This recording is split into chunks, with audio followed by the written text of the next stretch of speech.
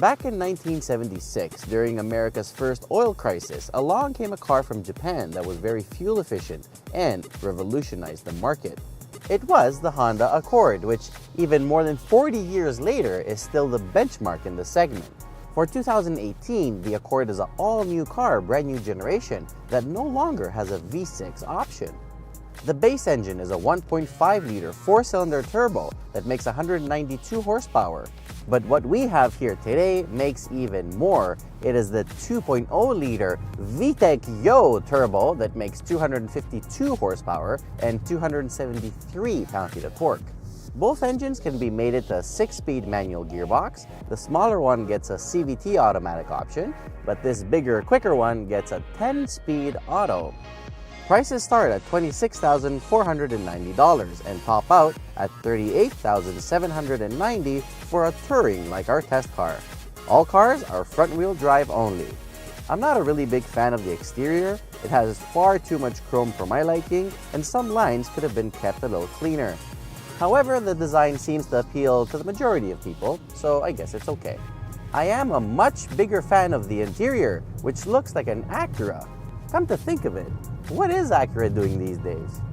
The materials used are a mixture of plush and hard, but they're really well put together. And overall, it feels rather luxurious. Ergonomically, it's dead easy to figure out, and it even comes with some nice features like wireless charging for your phone and 2.5 amp USB ports. It also has near-field communication, so you can pair your Android smartphone really quickly. Roominess has always been a very hot selling point for the Accord, and it still is. There is tons of space. Legroom and headroom in the back are really good, and with a 473-liter trunk, fear not. And look ladies, it even has a tray for your purse. Feature-wise, this car is very rich. It comes with all the driving aids you'll ever need. It has adaptive cruise control, blind spot monitors, collision mitigation stuff. It has a pretty good sound system that also supports Android Auto and Apple CarPlay. The one thing I will complain about is all the heated stuff. It's about -10 Celsius outside, and I am freezing my ass off in here.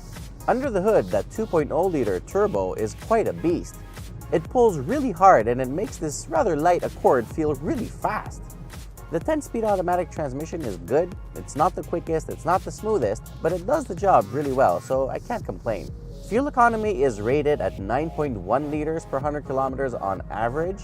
We saw about 10.5, but we did mostly city driving. But the great thing is it only requires regular unleaded. Behind the wheel, the driving position will take a couple of attempts to get it right, but once you do, it's pretty nice.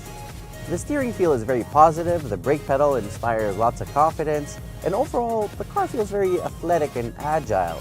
Grip limits seem to be pretty high, handling is predictable and not scary, but don't expect it to be the ultimate sports sedan despite its straight-line speed.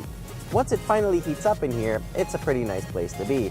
The adaptive dampers in their softer setting soak up the bumps pretty well, and with the active noise cancelling system in place, it's pretty serene in here.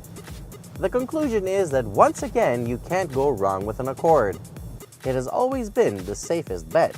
Very reliable, very nice to drive, and cheap to run. So here you go, 8.7 out of 10.